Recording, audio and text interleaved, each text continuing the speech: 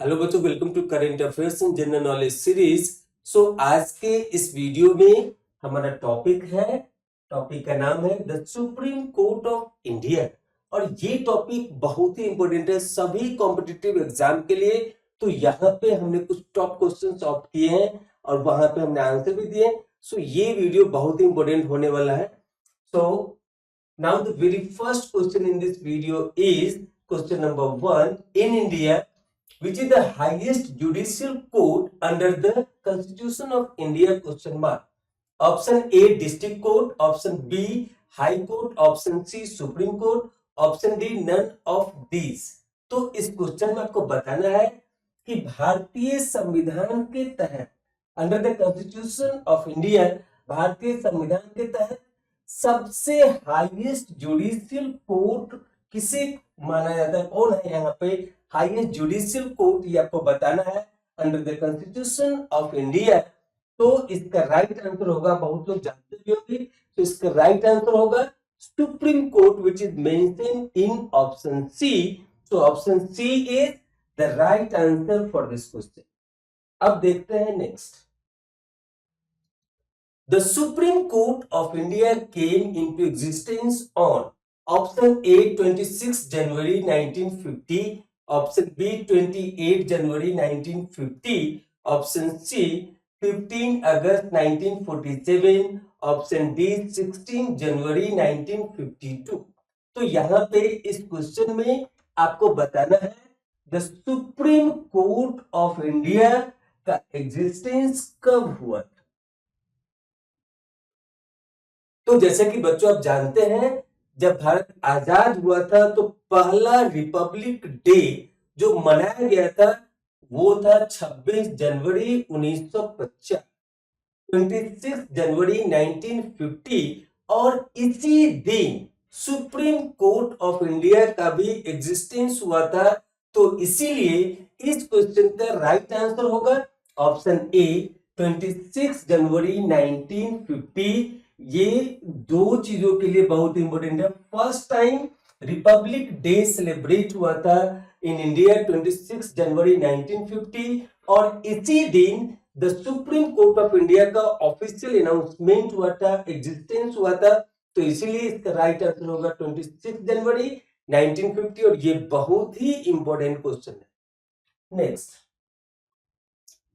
The Supreme Court of India was inaugurated on option A 26 January 1950, option B 28 January 1950, option C 26 January 1952, option D 28 January 1952। तो यहाँ पे बच्चों आपको question number 2 and 3 बहुत ही similar दिखाई दे रहा होगा, लेकिन दोनों में डिफरेंस है, दोनों में बारीकियां है। जैसे कि हमने बताया पहले वाले क्वेश्चन में कि 26 जनवरी 1950 को the Supreme Court of India existence में ऑफिशियली आ गया था, लेकिन उस दिन उसका उद्घाटन नहीं हुआ था। ऑफिशियल इनॉग्रेशन, एग्जिस्टेंस इनॉग्रेशन दोनों अलग चीज है। वहां पे ऑफिशियली एग्जिस्टेंस में आ गया था, लेकिन इसके इनॉग्रेशन, इसके प्रोसीडिंग जो फर्स्ट टाइम स्टार्ट हुआ था वो ऑफिशियल अनाउंसमेंट के 2 दिन बाद, वो भी जो पुराने संसद भवन है वहीं पे पहले सुप्रीम कोर्ट ऑफ इंडिया हुआ था, वहीं पे उसकी प्रोसीडिंग भी होती थी और काफी टाइम तक वहां पे चला था।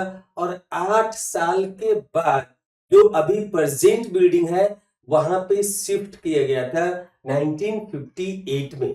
तो यहाँ पे आपसे पूछा गया है the Supreme Court of India was inaugurated on, तो जब अनाउंसमेंट हुआ था उसके एग्जिस्टेंस का उसके 2 दिन बाद, मतलब क्या 28 जनवरी 1950। Option B is the right answer for this question. तो आप जब भी क्वेश्चन का आंसर करते हैं जल्दीबाजी में नहीं करें, चीजों को समझे, क्वेश्चन को समझे, उसका हर एक वर्ड को अच्छे से पढ़े, उसके बाद उसका आंसर करें। अगर लिखा हो क्वेश्चन में कि कब इनॉग्रेटेड हुआ था, तो आपको आंसर करना है 28 जनवरी 1950। कब एग्जिस्टेंस में आया था, कब ऑफिशियली उसको एक्सेप्ट किया गया था, तो आपको बताना है 26 जनवरी 1950। तो यहाँ पे इस क्वेश्चन में हमने क्या पूछा है, the Supreme Court of India was inaugurated on, तो आंसर होगा 28 जनवरी 1950। मतलब क्या कि जो भी हमारा अनाउंसमेंट हुआ था उसके 2 दिन बाद, जब भी एग्जिस्टेंस हुआ था उसके 2 दिन बाद उसका इनॉग्रेशन हुआ था, क्योंकि 26 जनवरी 1950 को क्या था, फर्स्ट रिपब्लिक डे मनाया जा रहा था, इसलिए 2 दिन के बाद इसका इनॉग्रेशन हुआ, अनाउंसमेंट उसी दिन हो गया था। अब देखते हैं हम लोग next. Next is who was the first chief justice of India, question mark. Option A Mehr Chand Mahajan, option B Sudhi Ranjan Das, option C Harilal J Kania, option D Bhubaneshwar Prasad Sinha. ये क्वेश्चन बहुत ही इंपोर्टेंट है, बहुत एग्जाम में पूछा भी जा चुका है और आगे भी पूछा जा सकता है, तो इसलिए ये क्वेश्चन को आप मिस ना करें। यहाँ पे क्या पूछा गया है, first chief justice of India. Chief justice जब यहाँ पे सुप्रीम कोर्ट ऑफ इंडिया बना था, तो उसके जो चीफ जस्टिस है वो पहले चीफ जस्टिस कौन थे वो आपको बताना है यहाँ पे। तो इसका राइट आंसर होगा, जो first chief justice of India थे उनका नाम था हरिलाल जे कुशन कन्या, जे कुशन कन्या। सो यहाँ पे ऑप्शन सी इसका राइट आंसर होगा। इसको शॉर्ट फॉर्म में एच जे कन्या भी बोलते हैं या फिर हरिलाल जे कन्या भी बोलते हैं। तो इसका पूरा नाम क्या है, हरिलाल जे कुशन दास कन्या। उसको शॉर्ट फॉर्म में एच जे कन्या या हरिलाल जे कन्या भी बोलते हैं। So option C is the right answer for this question. और इनका जो अपॉइंटमेंट हुआ था, ये जो ऑफिस के पदभार संभाले थे वो 26 जनवरी 1950 को, लेकिन ये बहुत ज्यादा दिन तक as Chief justice of India रह नहीं पाए। इनका मृत्यु हो गया था 6 नवंबर 1951, 6 नवंबर 1951 को ऑफिशियली रहते हुए, officially CJI chief justice of India रहते हुए इनकी मृत्यु हो गई थी। तो यहाँ पे इनका कार्यकाल था 26 जनवरी 1950 से लेकर के 6 नवंबर 1951 तक वो first chief justice of India बने रहे, और अपने कार्यकाल के दौरान ही इनकी मृत्यु हो गई। फिर उसके बाद दूसरे चीफ जस्टिस ऑफ इंडिया है।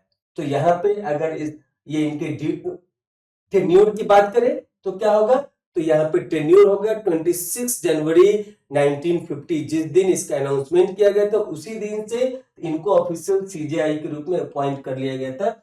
और उसके बाद जो इनका कार्यकाल चला वो अपने मृत्यु तक 6 नवंबर 1951, 6 नवंबर 1951 तक ये सीजेआई, यहाँ पे ये सुप्रीम कोर्ट के सीजेआई बने रहे।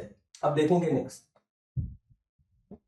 So next is the Supreme Court of India is established in fill in the blanks of the Constitution of India full stop. Option A Article 124, option B Article 125, option C Article 126, option D Article 127। तो इस question में आपको बताना है कि supreme Court of India के establishment का जिक्र हमारे संविधान के किस आर्टिकल में किया गया है।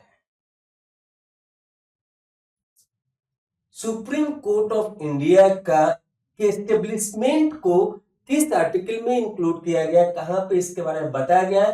तो the right answer is option A article 124। हमारे भारतीय संविधान में, कॉन्स्टिट्यूशन ऑफ इंडिया में आर्टिकल 124 में सुप्रीम कोर्ट ऑफ इंडिया के एस्टेब्लिशमेंट की बात की गई है। बाकी जो आर्टिकल यहाँ पे दिया हुआ है वो भी सुप्रीम कोर्ट ऑफ इंडिया से रिलेटेड है, बट वहां पे जज का सैलरी क्या होना चाहिए, जज का टेन्योर क्या होना चाहिए, रिटायरमेंट का एज क्या, वो सारी चीजों का चर्चा अदर आर्टिकल में किया गया है। लेकिन establishment of Supreme Court of India का चर्चा कहां पे किया गया, आर्टिकल 124। ये बहुत ही इंपोर्टेंट पॉइंट है यहाँ। Next, who appoints the chief justice of India, question mark। option A president, option B vice president, option C prime minister, option D Lok Sabha speaker. तो यहाँ पे बता आपसे पूछा जा रहा है कि चीफ जस्टिस ऑफ इंडिया को कौन अपॉइंट करते हैं, तो बच्चों मैं यहाँ पे बता दूं कि chief justice of India of Supreme court को अपॉइंट करते हैं, ओथ भी दिलाते हैं, शपथ भी दिलाते हैं, कौन दिलाते हैं? President of India. So option A is the right answer for this question. Next, once appointed, the Chief Justice of India remains in office until age. Option A 57 years, option B 65 years, option C 67 years, option D 70 years. यहाँ पे इस question में पूछा गया है कि एक बार जब चीफ जस्टिस ऑफ इंडिया की नियुक्ति हो जाती है तो वो अपने ऑफिस में कितने एज तक, मतलब अपने काम में अपने कार्यकाल कितने समय तक वो पूरा कर सकते हैं, उनका रिटायरमेंट एज क्या होता है, वो आपको इस क्वेश्चन के माध्यम से बताना है। तो जनरली जो रिटायरमेंट का एज होता है अदर ऑफिसर्स के लिए इन अदर गवर्नमेंट जॉब तो 60, 62, 57, 58 ऐसा होता है, लेकिन यहाँ पे चीफ जस्टिस ऑफ इंडिया के लिए जो दिया गया है एज वो है 65 years. So option B is the right answer for this question. और इस क्वेश्चन को भी कई जगह बहुत सारे एग्जाम में पूछा गया है, तो ये क्वेश्चन भी काफी इंपॉर्टेंट है, आपसे भी पूछा जा सकता है। अभी देखेंगे next. The Supreme Court of India is located at option A New Delhi, option B Allahabad, इसे आज के समय में प्रयागराज भी कहा जाता है, option C Mumbai, option D Hyderabad. तो यहाँ पे पूछा गया है सुप्रीम कोर्ट ऑफ इंडिया कहाँ पे। तो जैसा कि बच्चों आप सभी लोग जानते हैं कि जो भी भारत सरकार का मुख्य उपक्रम है या फिर जो भी उनके ऑफिसेस हैं, बड़े बड़े ऑफिस है, पार्लियामेंट है या फिर सुप्रीम कोर्ट है, ये सारे चीज दिल्ली में है। तो इसका राइट आंसर क्या होगा? The Supreme Court of India is located at new Delhi. जैसे कि हमने बताया कि जब उसका उद्घाटन हुआ था, जब वो अनाउंस किया गया था, तो उस समय पहले जो पुराने संसद भवन है वहां पे सुप्रीम कोर्ट ऑफ इंडिया चलता था, लेकिन बाद में कुछ सालों बाद जब बिल्डिंग बन गई तो प्रेजेंट बिल्डिंग में जो न्यू दिल्ली के तिलक मार्ग में है वहां पे ट्रांसफर हो गया सुप्रीम कोर्ट ऑफ इंडिया के कार्यवाही का। तो यहाँ पे क्या होगा इसका right answer? Option A is the right answer for this question. अब देखेंगे next. Who is the newly appointed as 51st Chief Justice of India? Question mark. Option A Dhananjaya Yeshwant Chandrachud, option B Uday Umesh Lalit, option C Sanjiv Khanna, option D Nuthalapati Venkata Ramana. तो यहाँ पे आपको बताना है अभी हाल ही में नवंबर के महीने में chief justice of India 51st chief justice of India को अपॉइंट किया गया, उनका नाम क्या है ये आपको बताना है। ये करंट अफेयर्स के रूप में भी पूछा जा सकता है और ये बहुत ही अच्छा क्वेश्चन है। तो यहाँ पे इसका राइट आंसर होगा, सबसे पहले तो एक इंफॉर्मेशन आपको मिल गया कि अभी जो CJI है चीफ जस्टिस ऑफ इंडिया वो क्या है 51st, मतलब 51वें नंबर के चीफ जस्टिस ऑफ इंडिया है और उनका नाम क्या है? तो उनका नाम है Sanjiv Khanna. Option C is the right answer और इन्होंने ऑफिशियली पदभार संभाला है 11 नवंबर 2024 को। 11 नवंबर 2024 को संजीव खन्ना ने as a Chief justice of India of Supreme Court ने अपना पदभार संभाला है। तो आपसे डेट भी पूछा जा सकता है और यहाँ पे नाम क्या है? तो Sanjiv Khanna. So option C is the right answer for this question. अब देखेंगे next. Who can remove the judge of the Supreme Court?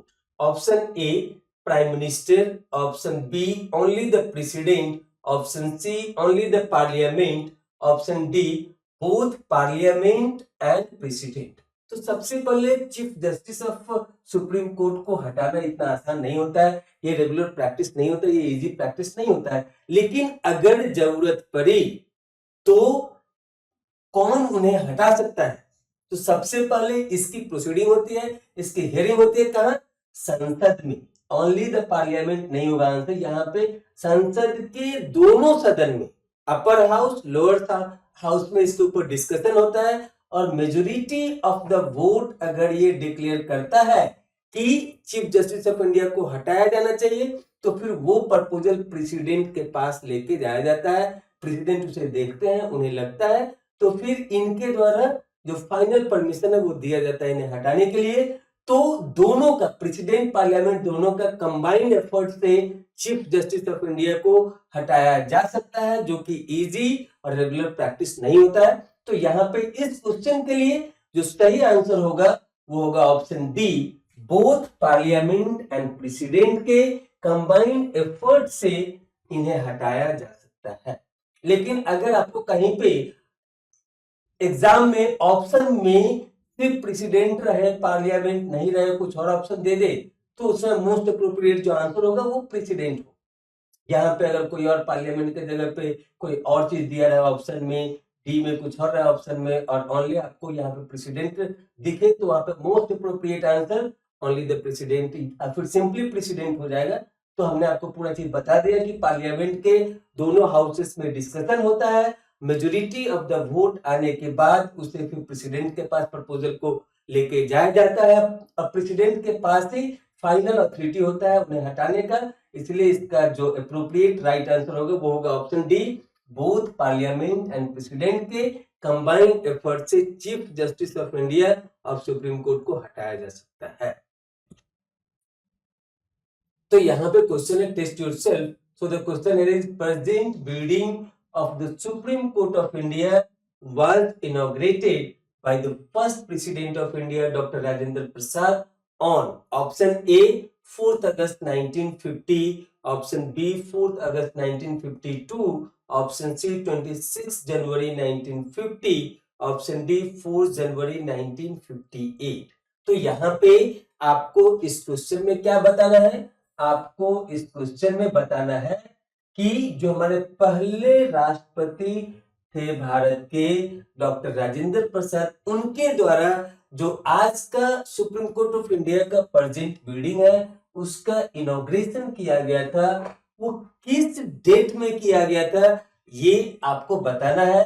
तो पहले हम आपको बहुत सारे हिंट दे चुके हैं कि पहले क्या हुआ था, जब सुप्रीम कोर्ट ऑफ इंडिया का इनॉग्रेशन हुआ था, अनाउंसमेंट हुआ था, तो वो पहले पुराने संसद भवन में चला करता था।